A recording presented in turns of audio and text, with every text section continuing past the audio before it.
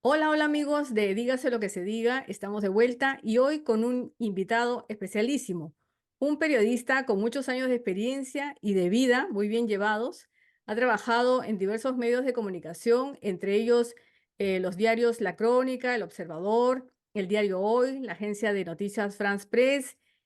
Bueno, él ya nos va a contar un poco más sobre su historia. Es el periodista Jorge Béjar. Buenas tardes, Jorge. Bien, gracias Normita, gracias por la invitación. Sí, bueno, Jorge, coméntanos. Tú recientemente has cumplido años, te vemos muy presente en las redes. Eres un periodista con muchos años de experiencia y quisiera que por eso mismo nos contaras eh, desde tu punto de vista cómo ves la prensa ahora y cómo la puedes tú comparar con el periodismo que se hacía hace muchos años atrás. Bueno, te voy a decir que yo soy un partidario de la tecnología moderna en primer lugar, ¿no? Creo que hoy más que nunca, digamos, las fronteras han derruido, no hay fronteras para la información. El- un observador puede obtener diversas versiones de un mismo hecho desde diversos puntos de vista. Eso me parece fantástico. No es todavía algo perfecto. Hay muchas fallas todavía, sin embargo, en el tratamiento de la noticia, pero eso depende mucho ya de cada medio. ¿Qué tanta es la brecha? ¿Cuánto ha cambiado el periodismo desde que tú comenzaste tu carrera hasta el día de hoy? Hemos estado en medios escritos, en medios de papel, hemos estado muy vinculados con la imprenta y ahora todo prácticamente es digital. ¿Tú sientes alguna, digamos, fuerte diferencia entre ese periodismo de antes y el de ahora? ¿El de ahora es mejor? ¿No lo es? ¿Cómo lo ves? Bueno, en primer lugar, la rapidez con que se consigue la información hoy día, eso ha variado muchísimo. Ahora la información es al momento, ¿no? Yo Sí. recuerdo que nosotros publicábamos, por ejemplo, las noticias que habían acontecido el día anterior o unas cuantas horas antes, ¿no? Hoy en día eso ha desaparecido por completo y por eso que la prensa escrita pues está básicamente en retirada en todo el mundo. No puede competir con los medios instantáneos y en el lugar, ¿no? Eso es algo, una diferencia muy grande. Sí, y sobre todo, yo no sé si tú observas lo mismo, pero yo veo que muchos periodistas, no solo de Perú, sino a nivel global, un poco que todavía se resisten al cambio y continúan a su manera tradicional de hacer periodismo, ¿no? O consideran que hacer prensa en redes, utilizando las herramientas digitales, no es para ellos, ¿no? Es como de decir otro nivel. Es cierto, hay un factor que es el de la credibilidad. Antes el periodista era, como se podría decir, como el dueño de la verdad, el dueño de lo que decía el periodista se creía, ¿no? A rajatabla. Ahora, lo que dice cualquier persona que tiene un celular puede dar pie a dudas, ¿no es cierto? También hay eso. Es cierto, y tiene que ver con todo lo que dije anteriormente, ¿no? La información ahora está disponible a nivel global, ¿no? Y a nivel universal. Ya no es necesario tener pues un título o estudio siquiera. Cualquier persona en el mundo entero puede convertirse en un comunicador. Eso tiene sus lados positivos y también, por supuesto, negativos, ¿no? Se usa mucho ahora para desinformar, ¿no? Se habla de la posverdad, por ejemplo, ¿no? Pero ya existía algo en nuestra época. Yo recuerdo un director, que no voy a mencionar su nombre, que nos decía un poco cínicamente, decía, si la noticia es buena, la verdad estorba. Entonces, siempre ha habido un direccionamiento de la información de acuerdo a los intereses que representaba un determinado medio. Pero claro, eso es ahora mucho más visible. Eh, Ahora los grupos minoritarios, sobre todo en política, en sociología, en fin, utilizan los medios para difundir sus puntos de vista que antes no eran aceptados por la prensa regular. Eso es algo para mí positivo. Sí, coméntanos sobre, tú has trabajado en diarios como La Crónica, El Observador, que fue el primer tabloide a colores, un diario muy moderno para su época y que marcó un antes y un después. Cierto, cuando apareció el observador, pues era, caramba, yo me acuerdo que la sala de máquinas donde estaban las computadoras era la única sala que tenía aire acondicionado y todos los, había puras chicas nomás que trabajaban digitando, vestidas de, como en hospital, con mandil blanco. Pero a mí me llamaba la atención siempre este tipo de nueva herramienta de comunicación. Yo me acuerdo que yo me metía a talleres para corregir mis propias notas y aprendí bastante de eso. Algunos otros periodistas se resistían. Me acuerdo que hubo uno que no aceptó la computadora y seguía él con su maquinita antigua. No, pero eran casos particulares, ¿no? En general, lo que yo noto ahora que negativo, digamos, en el tratamiento de la noticia es que se ha perdido bastante objetividad. Antes el redactor, el periodista, era muy respetuoso de la objetividad. Se decía, bueno, tú eres un observador, tú no opinas, para eso está la página editorial. Hoy en día, pues, toda información viene editorializada. El redactor da su punto de vista de inmediato y eso a veces distorsiona un poco el conocimiento de la noticia en sí y confunde también bastante.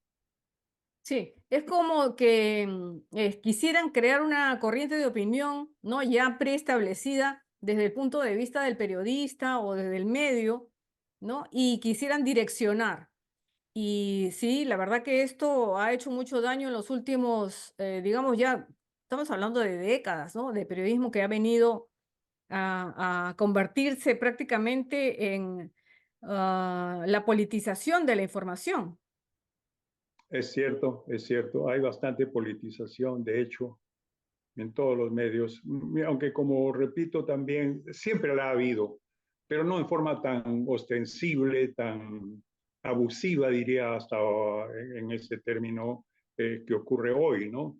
Eh, Desde un medio, pues, se santifica cierto tipo de verdad y se demoniza el otro, lo contrario, o hay poco espacio para el debate y eso no es bueno tampoco. Pero hay un chiste, bueno, una frase, yo recuerdo cuando era joven y estaba ya en el periodismo, y que decían, el jefe le decía al redactor, prepárate la nota de El Señor de los Milagros. Y el redactor le preguntaba, ¿a favor o en contra? Eso es una anécdota real, sí, ¿Recuerdas de eso? de un periodista de la prensa, pero claro, mucho más antiguo que yo todavía. No recuerdo el nombre ahorita, pero era uno de la prensa, me acuerdo, sí. Eso era una leyenda que ya corría por todas las redacciones y entonces los periodistas jóvenes escuchábamos eso y decíamos, pero ¿cómo es esto? No, no, eso no nos habían enseñado en la universidad, pero la realidad se te presentaba así. Bueno, es cierto, sí, sí, sí, claro. De hecho, es innegable y creo que siempre va a haber, siempre que hayan dos personas que están observando el mismo acontecimiento, pero cada uno lo ve con el cristal de su ideología, ¿no? De sus inclinaciones personales, en fin. Y para contrarrestar eso está la pluralidad, pues, ¿no? Hoy la prensa, la información es más plural que nunca. Y ese es un factor que contrarresta bastante. Yo tengo como norma, por ejemplo, si leo algo, inmediatamente busco una información que lo contradiga y contrasto las versiones, ¿no? Y de ahí saco mi propia conclusión. Sí, así debería ser siempre. Ahora, tú en El Observador, Jorge, trabajabas en la sección internacionales. Yo me acuerdo cuando llegué al periodismo, entré como practicante al Observador, era muy joven. Conocí por primera vez y en carne y hueso a un periodista de la sección internacionales, que era una sección que a mí me encantaba porque desde tercero de media yo recortaba las noticias internacionales de la prensa. Entonces decía, alguna vez trabajaré en esta sección, me gustaba mucho, no sé por qué, las noticias internacionales. Y cuando llegué al Observador yo te conocí, tú eras redactor internacional. ¿Cómo fue esa etapa de tu vida periodística? Bueno, yo me formé inicialmente en la France Press, en la agencia France Press Internacional. Entonces, me acostumbré a un cierto tipo de redacción, lo más escueto posible y lo más claro. En el primer 5 líneas, el lead que se le decía, pues uno debía explicar la mayor cantidad de información valiosa que queríamos transmitir, de tal manera que si el lector se desanimaba y no continuaba leyendo la columna, pues por lo menos tenía la información básica. Eh, Claro. Eso desgraciadamente también ahora anda en segundo plano. Y luego pues había que contestar 4 o 5 preguntas: qué, cómo, quién, cuándo, por qué. Entonces con eso uno le daba pues una información bastante completa en pocas líneas. Ya después se desarrollaba el resto.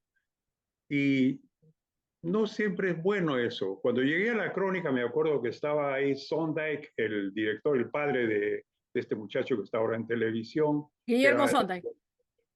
y era un periodista muy agresivo, muy moderno y muy audaz también, ¿no? Sí. Pero él es un escritor también, ¿no? Ha escrito bastantes libros y nunca he visto una persona que escriba con tanta facilidad. Él corría en la máquina sin equivocarse.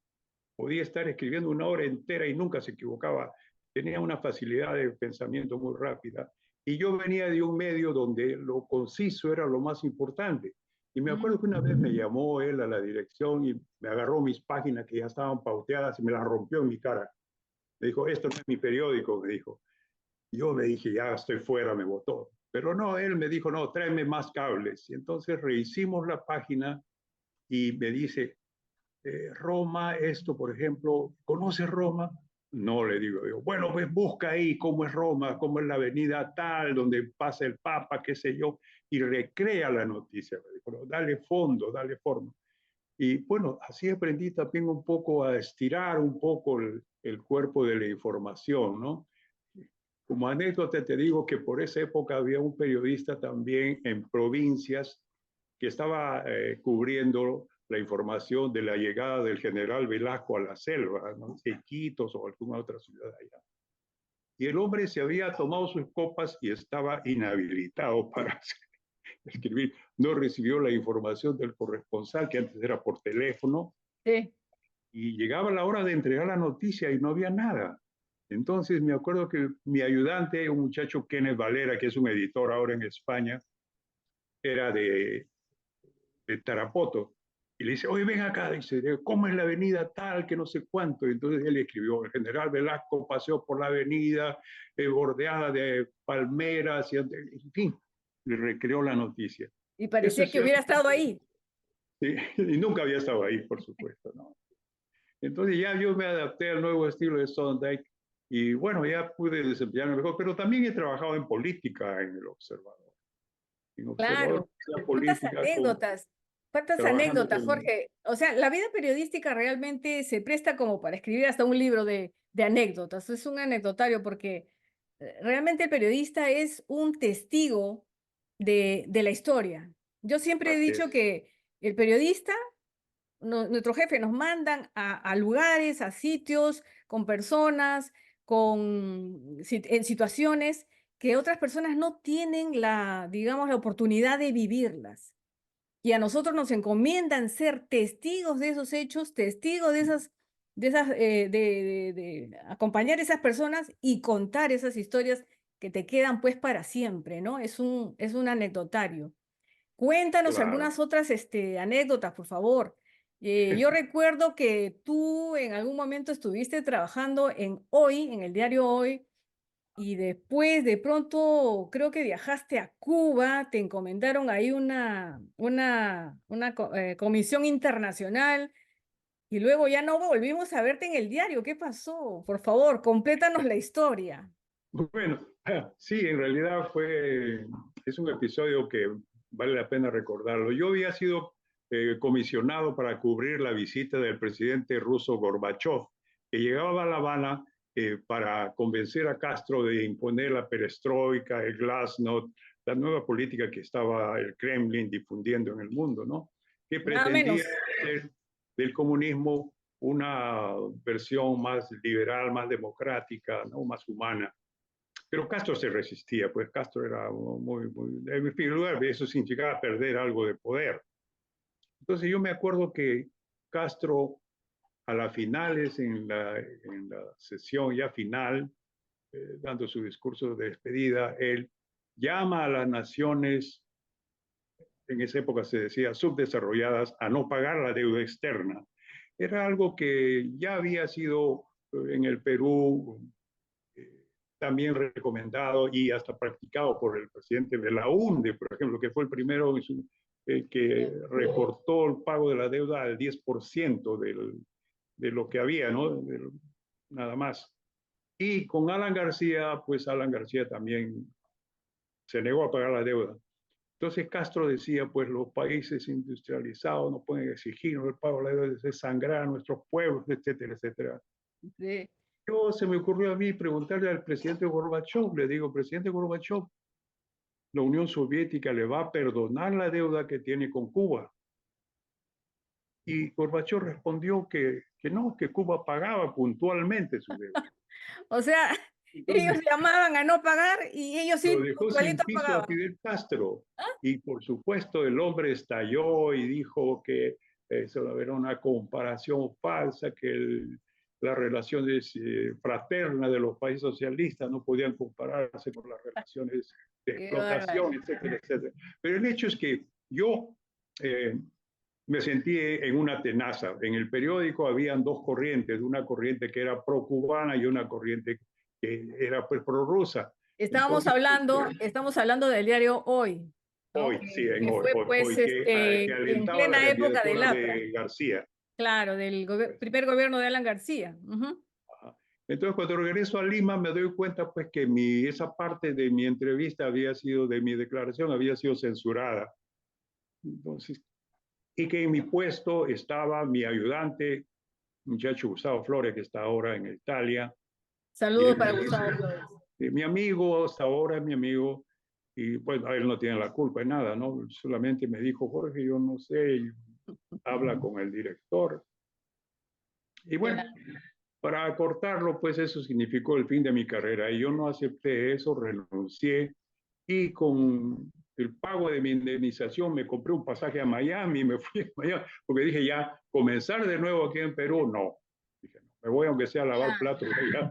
Es que habían ahí pues facciones de izquierda, facciones apristas, De hecho, sí, como sí. siempre, ¿no? Bueno, y claro, por supuesto, en esas épocas estaba de moda ser de izquierda, estar al lado de Cuba, ¿no? Los gobiernos de socialistas, en fin, aunque ya con la perestroika todo eso después cayó y felizmente para bien de nuestras sociedades, salvo el caso de Cuba, ¿no? Que lamentablemente continúa pues como fue la voluntad de Fidel hasta el día de hoy. Así es, sí. Yo había Sí. estado en Cuba antes, el año 62, cuando recién tenía 3 años la revolución.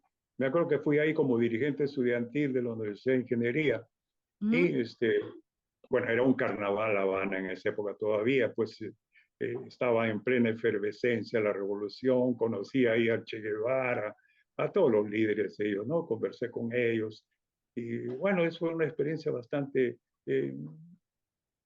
digamos, me emocionaba a mí que por fin se decía el pueblo tomaba el poder, dejaba de lado la dictadura, Claro, la eso se corrupción creía, ¿no? Eso se creía que iba a suceder. y de hecho Nadie se todos los imaginó que jóvenes, la generación de mi época, pues en eso, incluyendo eh, nuestro Nobel Mario Vargas Llosa, ¿no? Era pues también, claro, fidelista, sí, sí, ¿no? Estaban ahí escritores como Sebastián Salazar Bondi, por ejemplo, ¿no? sí. Inclusive algunos diputados pradistas, porque Prado en su último gobierno todavía respetó reconoció al gobierno de Castro, aunque después rompió relaciones con él, ¿no? Es cierto. Y bueno, luego pasaron los años, los medios han empezado a cambiar, ¿no? Diarios que han desaparecido, lamentablemente, otros que han aparecido nuevos. Hay una nueva forma de hacer periodismo, como tú mencionaste, pero también mucho del papel del periodista se ha trastocado, se ha transformado. Y para convertirse ya no en el testigo de la historia, sino en voceros, lamentablemente, pues, a favor de quienes dominan los medios, ¿no? Y generalmente eso hace daño a la sociedad, porque yo recuerdo que antes el periodismo era competencia. tú competías con otro diario, con otro medio, en quién tiene más pronto la noticia, quién tiene la mejor historia, quién la presenta de la mejor manera.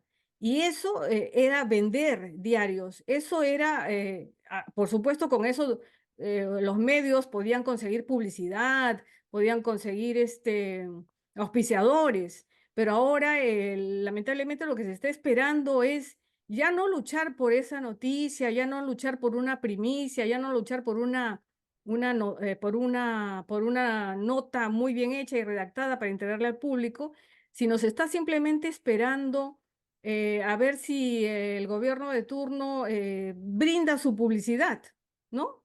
A cambio de un apoyo.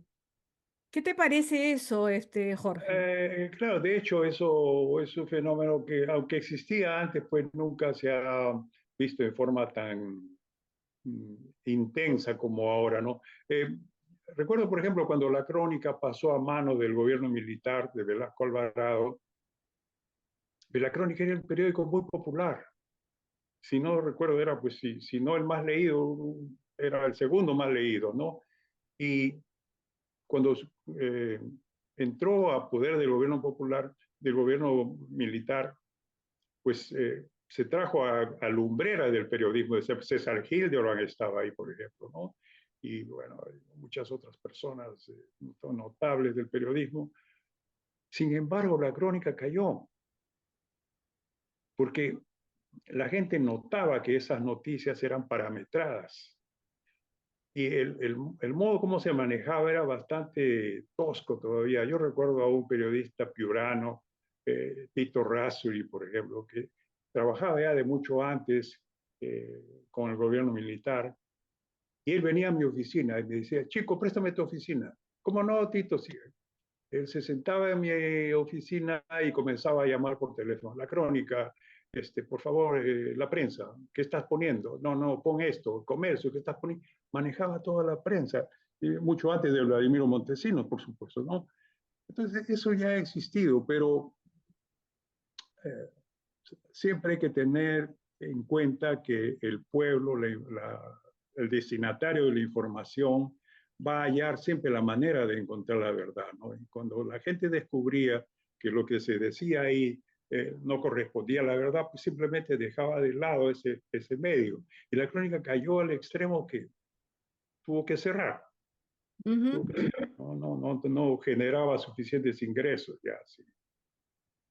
Hoy en día, claro, la prensa oficial pues se ha diversificado, el gobierno paga, Montesinos pagaba fajos de billetes a los periodistas, pero ahora no, ahora se hace a través de la compra de avisaje, ¿no?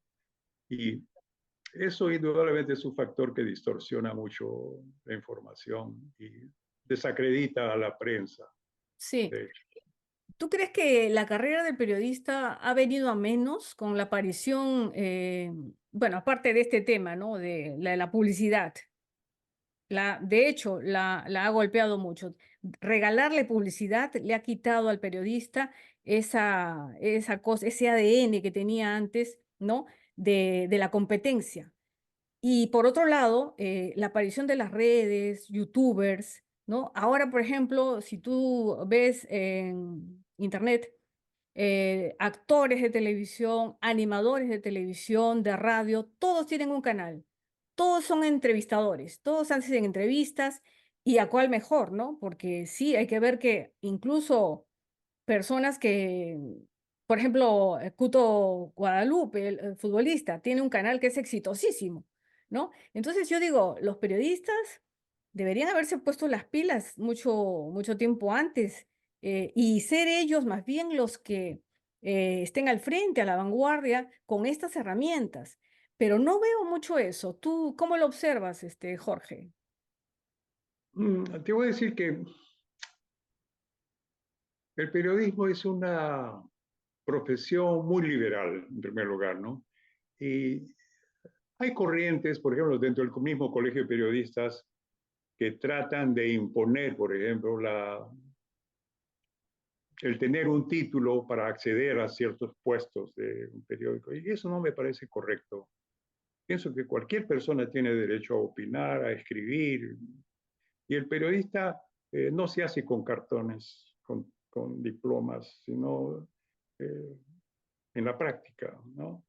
Recuerdo también una anécdota de yo estaba postulando a cierto puesto en un periódico y voy ante la entrevista con el jefe de redacción ahí y llevo pues, mi legajo de cartas de recomendación, copias de artículos. Él lo hizo a un lado y me dijo, miras esa máquina, ya, escríbeme media carilla de lo que quieras, me dijo. Entonces yo paré la idea y pues, agarré una hoja, puse en la máquina, escribí sin parar ahí y la entregué. Lo miró, me dijo, ya está bien, mañana comienzas. Me dijo, esto no se hace con diplomas, me dijo, sino, pues se nota desde el primer momento que tú escribes. Exacto. Eso, lamentablemente, pues ahora veo mucha deficiencia en el tratamiento de la noticia en grandes periódicos como El Comercio, por ejemplo, que era pues un diario que mi padre decía, si el comercio lo dice, es verdad. Sí, Y muy pulcro, ¿no? Que ibas a encontrar un error en el comercio, ¿no? Hoy en día, en cambio, pues hay lamentablemente mucha dejadez por ese cuidado que hay con la redacción. Yo paro escribiendo, criticando a algunos periodistas, inclusive comunicados del Colegio de Periodistas con errores gruesos, porque me da pena, porque sí, no deja mal a la profesión. Y sí. recuerdo algún gran periodista lo dijo, ¿no?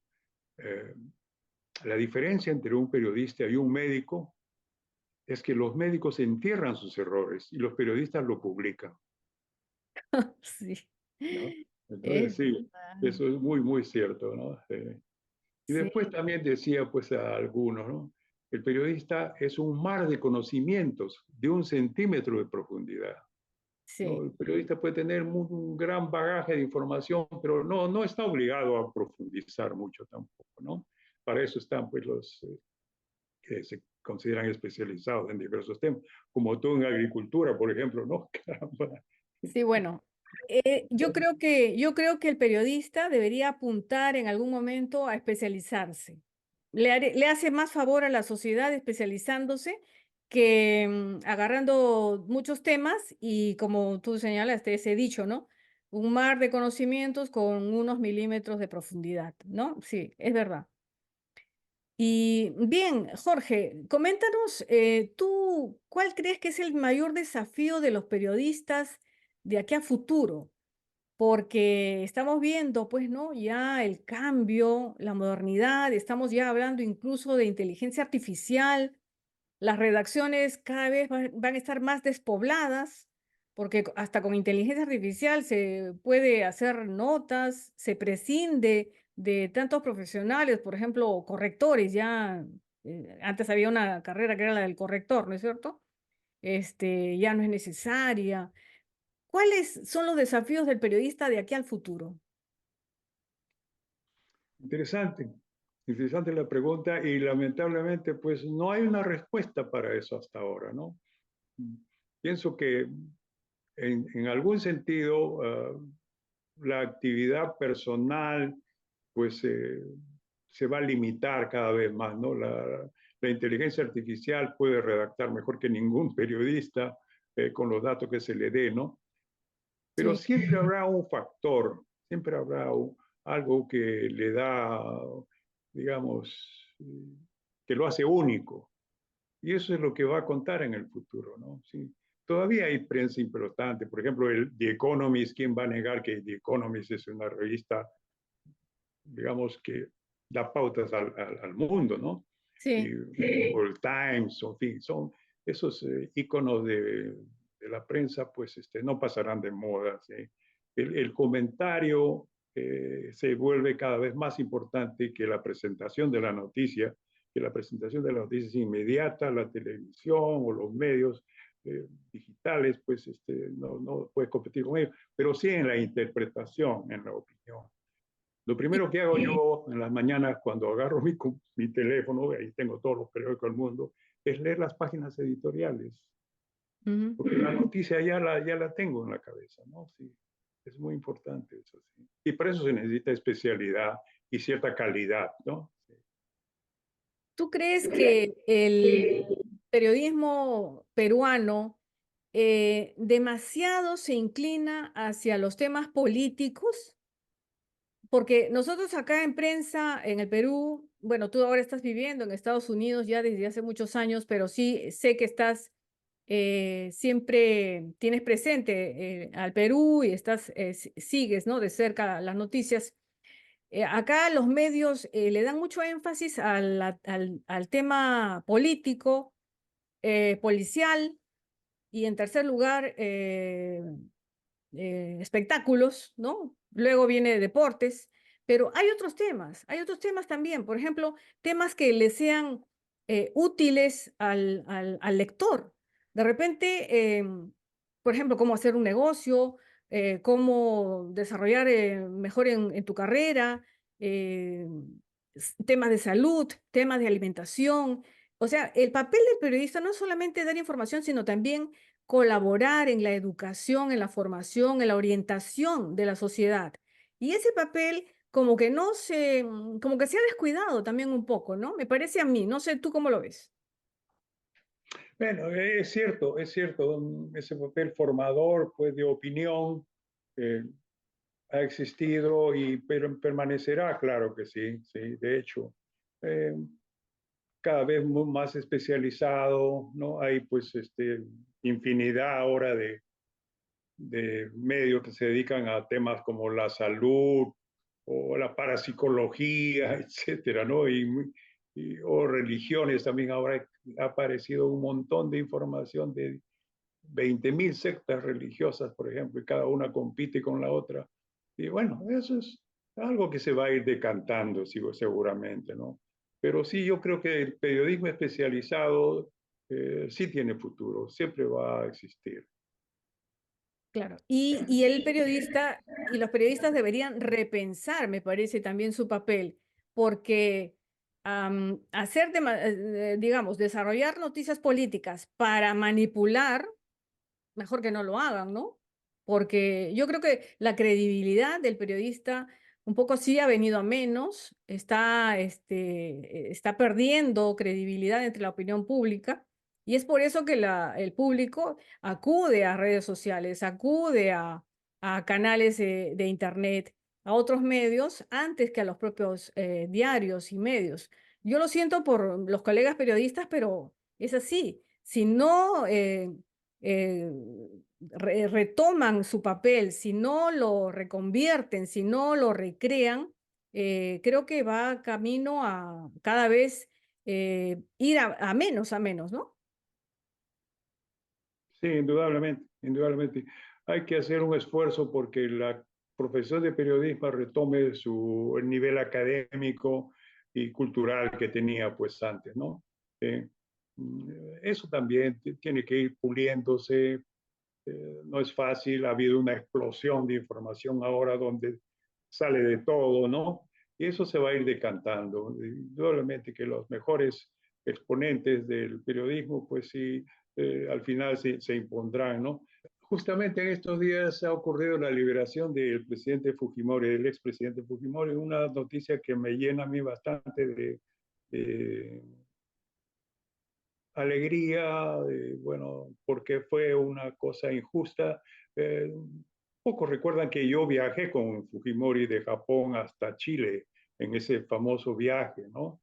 Y han pasado ya más de 20 años de eso y el presidente tuvo indudablemente una etapa muy, muy buena, cambió al Perú, de hecho, eso lo reconocen ahora casi tirios y troyanos, pero también, por supuesto, se cometieron errores graves que dieron lugar a la situación actual, inclusive, ¿no? Nadie puede negar que el antifujimorismo fue la principal fuerza política en los últimos 20 años en el Perú, y eso solo puede haber sido causado, pues, por las deficiencias y errores que se cometieron. De todas maneras, su balance es muy positivo y el presidente será recordado en la historia, en el futuro, como el hombre que cambió al Perú y me agrada mucho que haya salido. Ojalá se recupere pronto de todos sus pesares y males. Y aunque está en una edad avanzada, bueno, tiene la misma edad que yo, pero Tú viajaste, Supongo que tú estuviste con él en ese viaje. Coméntanos cómo estabas cubriendo información como periodista. sí, fui invitado justamente a participar en el viaje con la idea de escribir una crónica del vuelo, ¿no? Y todo lo que venía después. Entonces, pero lamentablemente cuando llegó a Santiago, la realidad pues se impuso, ¿no? De hecho, ya había, eh, aunque no se había filtrado la noticia de su viaje, pero inmediatamente que se conoció allá, aparecieron por todos lados. La izquierda es muy poderosa en Chile y hicieron imposible que se ignorara ese viaje y el gobierno de esa época pues lo tuvo que Sí. ceder y dejar que lo apresen, ¿no? Yo confío en que cese la hostilidad que hay entre los grupos políticos, y tanto de un lado como del otro, y que esto precipite o dé lugar a una convergencia nacional de las fuerzas que apoyan al sistema democrático. Creo que eso es muy importante. Bueno, te agradecemos, Jorge, por el tiempo, por esta conversación tan interesante, por habernos rememorado, ¿no? Tantas anécdotas y algo de la historia del periodismo, ¿no? De tu lado, de nuestra parte también. Y te esperamos, pues, para una próxima oportunidad, para seguir comentando este tipo de temas. Encantado, Normita, también de haber participado en tu programa y por supuesto estoy a tu disposición para cuando gustes. Bien, Un abrazo y saludos a todos los colegas. un abrazo igualmente para ti y unos aplausos para ti.